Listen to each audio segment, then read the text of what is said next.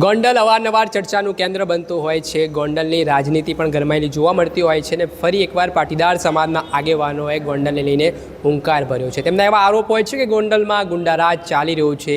એક તરફ સરકાર વાતો કરી રહી છે કે સબ સલામત છે, પરંતુ કેમ ગોંડલની પરિસ્થિતિને લઈને પાટીદાર આગેવાનો આવું માની રહ્યા છે કે અહીંયા કાયદા અને વ્યવસ્થા છે તેની સ્થિતિ દયનીય છે. આપણી સાથે સતત ગોંડલમાં પાટીદાર સમાજ માટે લડતા એવા લડાયક નેતા રાજુભાઈ સખિયા જોડાઈ ચૂક્યા છે.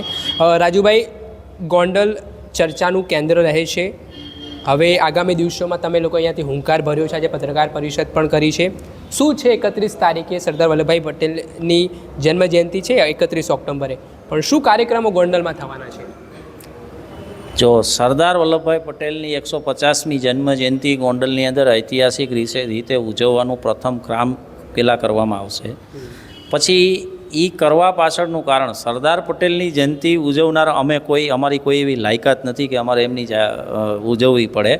એ તો એ સરદાર હતા ને, સરદાર થઈ ગયા એટલે એની જયંતિ ઉજવવી અને અમારી જે સમસ્યા છે એનું સમાધાન કરવા માગીએ છીએ. અમારી જે ગોંડલની ગુંડાગીરી છે, ગોંડલની અંદર સામંતશાહી છે, ગોંડલની અંદર ભ્રષ્ટાચાર છે, ગેરકાનૂની કામો છે, અસામાજિક તત્વોના ટોળા છે, એ કાયમી એના કેવી રીતે નિકાલ આવે અને પ્રજાનું કેવી રીતે કાયમી શોષણ દૂર થાય, એટલા માટે અમે સરદાર વલ્લભભાઈ પટેલની 31 ઓક્ટોબરે જન્મજયંતિની ઉજવણી નિમિત્તે અમે રાષ્ટ્રીય લેવલેથી, જરૂર પડશે તો આંતરરાષ્ટ્રીય લેવલેથી પણ લોકોને બોલાવી અને અમે આની પ્રેરણા લઈશું. આ કેવી રીતે ખતમ થાય એના માટે અમે મનોમંથન કરીશું અને એ પ્રેરણા લઈ અને એ જે આગેવાનો આવશે, એ જે રસ્તો બતાવશે, એ રસ્તે અમે અપરાધીકરણનું દસ્તાવેજીકરણ કરી અને સરકાર સમક્ષ કેવી રીતે લાવવું, નામદાર કોર્ટો સમક્ષ કેવી રીતે કઈ પરિભાષામાં લાવવું, એ તમામ આખી જે વિગત છે એ અમે એકત્રિત કરશું. એની પ્રેરણા લઈ અને અમે ગોંડલ આ બાબતે કામ કરીશું. રાજુભાઈ, ગોંડલમાં એવા તો કોણ લોકો છે કે આ બધું પ્રવૃત્તિ ચલાવી રહ્યા છે તો શું સરકારના ધ્યાનમાં આ બાબતો નથી? કેમ કે સરકાર તો ક્વિક એક્શનમાં માને છે. દાદાનું બુલડોઝર એવો સ્લોગને આપવામાં આવ્યો છે. જ્યાં ગુંડાગીરી થશે ત્યાં બુલડોઝર પહોંચી જાય છે અને કાયદામાં રહેશો તો ફાયદામાં રહેશો, એવી વાતો પણ મીડિયામાં થાય છે. જો એટલી સંવેદનશીલ ગુજરાત સરકાર હોય, કાયદામાં રહેશો ફાયદામાં રહેશો એવી બાબત આવે તો જૂનાગઢના પ્રકરણ, રાજકુમાર જાટના પ્રકરણમાં જયરાજસિંહની ડેલી ખખડાવી હોત. બીજું કે દાદાનું બુલડોઝર જો એટલું બધું સક્રિય હોય અને એ ચાલી શકતું હોય તો અમિત ખૂંટના પ્રકરણમાં સીધી સંડોવણી અનિરુદ્ધસિંહની FIRની અંદર છે, તો બુલડોઝર આવી અને એની વાડીનો હિંડો તો હટાવી જોઈએ. એટલે સરકાર આ બધામાં કાર્યવાહી કરે છે, સમય પ્રમાણે કાર્યવાહી થતી હોય છે. તો પાટીદાર સમાજ એક બહોળો સમાજ છે, ગોંડલમાં ચર્ચાસ્પદ રહ્યો છે સમાજ. મોટા ભાગે તો પાટીદાર સમાજના લોકો જયરાજસિંહ જાડેજા સાથે છે, એમના સમર્થનમાં છે. ને એવું કહેવાય છે કે જયરાજસિંહ કહેતા હોય છે કે ગોંડલને બદનામ કરવા માટે અવારનવાર કાવતરાઓ થાય છે. આ જ જયરાજસિંહે 2012ની અંદર જ્યારે ગોરધનભાઈ ઝડપિયા ચૂંટણી લડવા આવ્યા ત્યારે બિન પાટીદારોને એને એવું કીધેલું હતું કે પટેલ સમાજને જે કરવું હોય તે કરે, આપણે 13 તાહળી એક થઈ જાવ. તો 2012 અને 2022 આ બેયની અંદર, બે ચૂંટણીની અંદર કેમ અલગ અલગ? બીજું 2017ની અંદર જ્યારે બિન પાટીદાર OBC કેટેગરીમાં આવતા અર્જુનભાઈ ખાટરિયા ચૂંટણી લડવા આવ્યા ત્યારે પાટીદારોને કે બિન પાટીદારોને એક પણ સંદેશ જયરાજસિંહ તરફથી ન આપવામાં આવ્યો.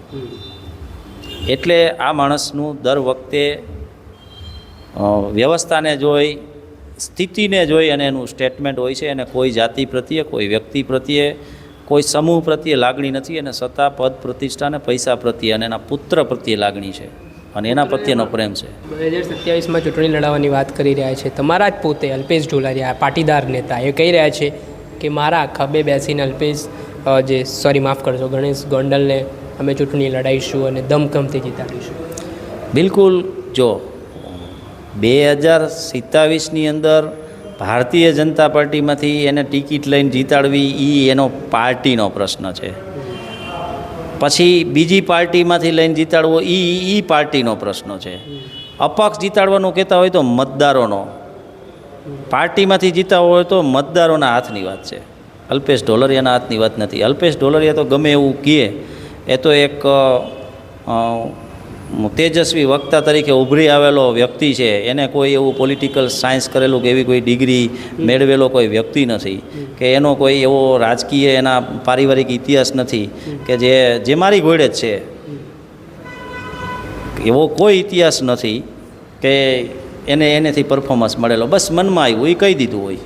જયરાજસિંહ સામે જે પડ્યા છે એમની સામે કાયદાકીય આંટીઘૂંટીથી કાર્યવાહી થઈ છે, તેમને જેલ જવાનો વારો આવ્યો, એ સ્થિતિનું નિર્માણ થયું છે. તો રાજુભાઈ, એને ડર નથી લાગતો જયરાજસિંહ સામે બોલવા માટે?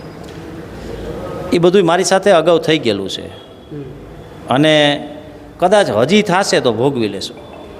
શું થઈ ગયું છે થોડુંક માંડીને જણાવો. બિલકુલ ગુના દાખલ થયા છે, ખોટા પાસા સુધીના કાર્યવાહી થઈ ગયેલ છે, હુમલા થયેલા છે, બધું થયેલું છે. પણ જ્યારે અલ્પેશ કથિરિયા, જિગીશાબેન પટેલ ગોંડલ આવે છે, ગોંડલમાં પાટીદાર સમાજનું જે સમર્થન મળવું જોઈએ સમર્થન એમને મળતું નથી, તો એની પાછળના શું કારણો છે? શું હજી પણ ડર ક્યાંક ને ક્યાંક છે ત્યાંના પાટીદારોમાં? બિલકુલ.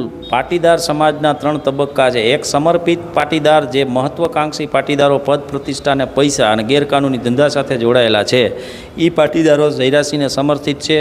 એ સમર્પિત લોકો છે, એ સામનો કરવા સામે આવે છે. બીજો એક વર્ગ એવો જે બહોળી સમાજમાં વર્ગ છે, જે ભયના ઓથ તળે જીવે છે, જેને કાયદેસર પોતાનો રોજગાર ધંધો કરીને પોતાનું ગુજરાન ચલાવીને પરિવાર ચલાવવાનો છે, એવા લોકો ભયના ઓથ તળે જીવે છે. અને અમારા જેવો એક સમાજ છે જો બહુ નાનો અને સીમિત છે, જે આ કાયમી પ્રતિકાર કરતો આવે છે અને જે કાંઈ સમસ્યાઓ આવે એ ભોગવતો આવે છે.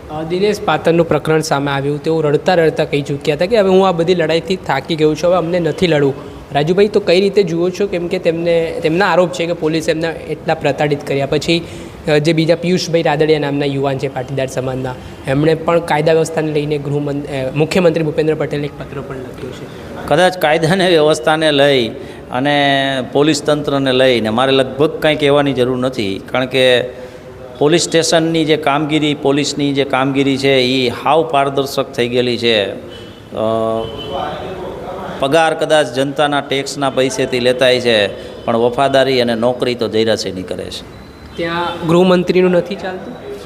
ગૃહમંત્રીનું જો ચાલતું હોય તો કોઈ સજા પડેલો વ્યક્તિ ગૃહમંત્રીની સાથે નવા બિલ્ડિંગનું કે કોઈ સંસાધનનું ઉદ્ઘાટન કરવામાં સાથે રહી શકે. પ્રોટોકોલ છે ગુજરાત સરકારમાં.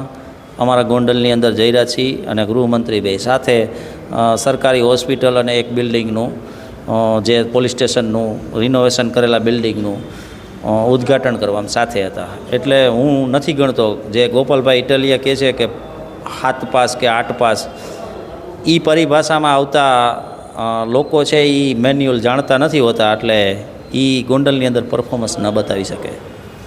પાટીદાર સમાજથી શું અપીલો છે? ચૂંટાયેલા જે ધારાસભ્ય હોય, પક્ષમાં હોય વિપક્ષમાં હોય, એમની તમે શું સંદેશો આપશો 31મી તારીખને લઈને? કેમ કે ખૂબ મહત્ત્વનો દિવસ છે.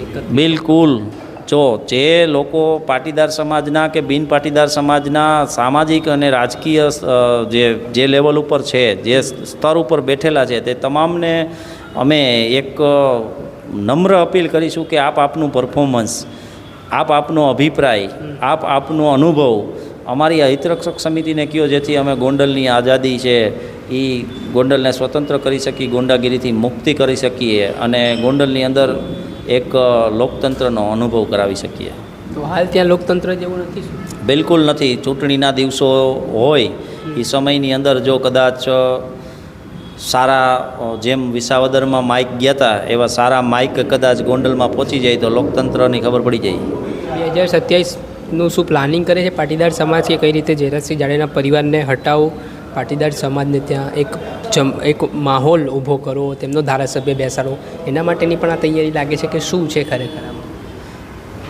જે લેવલ ઉપર છે, જે સ્તર ઉપર બેઠેલા છે, તે તમામને અમે એક નમ્ર અપીલ કરીશું કે આપનું પરફોર્મન્સ, આપનો અભિપ્રાય, આપનો અનુભવ અમારી હિતરક્ષક સમિતિને કહો, જેથી અમે ગોંડલની આઝાદી છે એ ગોંડલને સ્વતંત્ર કરી શકીએ, ગુંડાગીરીથી મુક્તિ કરી શકીએ અને ગોંડલની અંદર એક લોકતંત્રનો અનુભવ કરાવી શકીએ. તો હાલ ત્યાં લોકતંત્ર જેવું નથી? બિલકુલ નથી. ચૂંટણીના દિવસો હોય એ સમયની અંદર જો કદાચ સારા, જેમ વિસાવદરમાં માઇક ગયા હતા એવા સારા માઇક કદાચ ગોંડલમાં પહોંચી જાય તો લોકતંત્રની ખબર પડી જાય. 2027નું શું પ્લાનિંગ કરે છે પાટીદાર સમાજ કે કઈ રીતે જયરાજસિંહ જાડેજાના પરિવારને હટાવો, પાટીદાર સમાજને ત્યાં એક માહોલ ઊભો કરો, તેમનો ધારાસભ્ય બેસાડો, એના માટેની પણ આ તૈયારી લાગે છે કે શું છે ખરેખર આમાં? આમાં કોઈ પ્રકારની તૈયારી નથી. ગુંડાગીરી, સામતશાહી અને કિન્નાખોરી, જે રાજકીય કિન્નાખોરી જે પીટી જાડેજા સાથે થઈ, હા, એવી કિન્નાખોરીઓ જે છે એ બંધ કરવા, એને નાબૂદ કરવા માટે માત્ર ને માત્ર એક વ્યવસ્થા ઊભી કરાઈ છે. મેં તમને અગાઉ કીધું એમ કોઈ વિકલ્પની હાલ અમારી પાસે લેસન જ નથી કે આ વિકલ્પ એમ, અને વિકલ્પ અમે છીએ જ નહીં, અમે વ્યવસ્થા જ છીએ. તમે વ્યવસ્થા કરશો હવે આગામી સમયમાં ગોંડલની? જી, ગોંડલને આ બધા દૂષણોથી મુક્ત કરવાની એવું કામગીરી. કહેવાય છે જયરાજસિંહ જ્યારે નિવેદન આપે છે કે 300-400 કિલોમીટરથી દૂર ગોંડલને બદનામ કરવા માટે કેટલાક લોકો કાવતરા કરે છે, પછી જિગીશા પટેલ, અલ્પેશ કથિરિયાનું કેટલાક મીડિયા સામે પણ તે આ પ્રકારની વાત કરતા હોય. બિલકુલ, 300-400 કિલોમીટર દૂરથી એને બદનામ કરવાનું જો એ કાવતરું કરતા હોય, એ કાવતરાખોરોને તમે એટલા સક્ષમ હોય ત્યાં જઈને જ રોકી લ્યો ને, એને રોકી લેવા જોઈએ ને ત્યાં જઈને જ. બીજું કે જયરાજસિંહને બદનામ ખાલી જો ગુજરાતની બહાર થતા હોય, રાજસ્થાનથી બદનામ થતા હોય, ત્યાંથી કોઈ એને પડકારતું હોય કે આવી જા હલ્દી ઘાટીનું યુદ્ધ કરી લે, તો એવું જવાય ને એક દી. અચ્છા, રાજકુમાર જાટ કેસમાં સીબીઆઈ તપાસની માંગ થઈ છે, લોકસભામાં પણ મુદ્દો ઉઠ્યો છે, છતાં પણ કોઈ અસર ગ્રાઉન્ડ લેવલ ઉપર નથી, તો કઈ રીતે જોઈ રહ્યા છો આ બધી બાબતોને? બિલકુલ ગ્રાઉન્ડ ઉપર છે જ. નામદાર ગુજરાત હાઈકોર્ટે પોલીસને વ્યવસ્થિત ટકોર કરેલી છે કે આવતી મુદત એટલે કે 18/7 આવનારી 18 તારીખે પોલીસે તમામ પુરાવાઓ સાથે ત્યાં હાજર રહેવાનું છે. પોલીસે પ્રથમ મુદતની અંદર એને એવું કીધું કે ભાઈ અમે અમુક રિપોર્ટ્સ જે છે એ આવવાના બાકી હોય, જેના કારણે અમે કાંઈ લાવ્યા નથી, પરંતુ એને એવું કીધું કે ભાઈ કાંઈ વાંધો નહીં, આ તારીખની મુદત તમને આપવામાં આવે છે, આ મુદતે તમારે રિપોર્ટ્સો લઈને આવવાના છે. અને પોલીસે આ બાબતમાં બધું કબૂલેલું છે કે અમે 150 જગ્યાના સીસીટીવી કેમેરા લીધેલાનું કબૂલેલું છે, જયરાજસિંહના ઘરનું ડિવિડર લેવાનું કબૂલેલું છે. આ બધું પોલીસને નામદાર ગુજરાત હાઈકોર્ટ સમક્ષ રજૂ કરવું જોઈશે, નહીંતર સીબીઆઈ કે એસઆઈટીની માંગ જે છે એમની એ 100% નામદાર ગુજરાત હાઈકોર્ટ એક્સેપ્ટ કરશે અને દૂધનું દૂધ અને પાણીનું પાણી જ થશે. છેલ્લો મારો પ્રશ્ન, 2027માં શું રાજુ સખિયાને ચૂંટણીનો મોકો ત્યાંથી મળશે? કેમ કે સમાજ માટે તેઓ લડી રહ્યા છે, તો સમાજના આગેવાનો ત્યાંના ઈચ્છે કે ભાઈ રાજુભાઈ તમે હવે ચૂંટણી લડો, ધારાસભ્ય બનો અને ગોંડલમાં કાયદા અને વ્યવસ્થાની સ્થિતિને કંટ્રોલમાં લાવો, તો શું રાજુ સખિયા તૈયાર છે? રાજુ સખિયા એક સામાન્ય ખેડૂતનો દીકરો છે, સામાન્ય ખેડૂત છે, એની પાસે એના દીકરાઓની ભણતરની, અભ્યાસની બધી કામગીરી ખૂબ છે. રાજુ સખિયા પાસે એક પણ એવો સમય નથી કે જે પોતે પોતાનું રોજિંદા જીવનનું કામ છોડી અને જવાબદારી સંભાળવા માટે હાલ મારી પાસે કોઈ પ્રકારની વ્યવસ્થા નથી. આગેવાનોને લડાવવા માટે મારાથી સારા હોશિયાર અને બાહોશ લોકો પણ ગોંડલની અંદર છે, એજ્યુકેટેડ લોકો છે, ગ્રેજ્યુએશન કરેલા લોકો છે. હું પહેલાં એની પસંદગી કરવાનું આગેવાનોને સજેસ્ટ કરીશ. ખૂબ ખૂબ આભાર. આ હતા પાટીદાર સમાજના ગોંડલના લડાયક નેતા રાજુભાઈ સખિયા. જે રીતે ગોંડલમાં તેમનો આરોપ છે કે ગુંડાગીરી ચાલી રહી છે ને આ ગુંડાગીરીને ખતમ કરવા માટે હવે પાટીદાર સમાજ એક મંચ પર જોવા મળશે ને આગામી સમયમાં પૂર્વ ધારાસભ્ય જયરાજસિંહ જાડેજાનું જે નામ સામે આવેલું છે અને જે ગંભીર આરોપો પાટીદાર સમાજના લોકો લગાવી રહ્યા છે તે સામ્રાજ્યને સમાપ્ત કરશે. ત્યારે જોવાનું રહ્યું કે આગામી સમયમાં કયા પ્રકારની પરિસ્થિતિનું નિર્માણ થાય છે. દર્શક મિત્રો, આવા જ નવા વિડીયો સાથે આપણે માહિતગાર કરતા રહીશું, એટલે નવજીવન ન્યૂઝ જોતા રહો. વૈષ્ણવજન તો તેને કહીએ જે પીડ પરા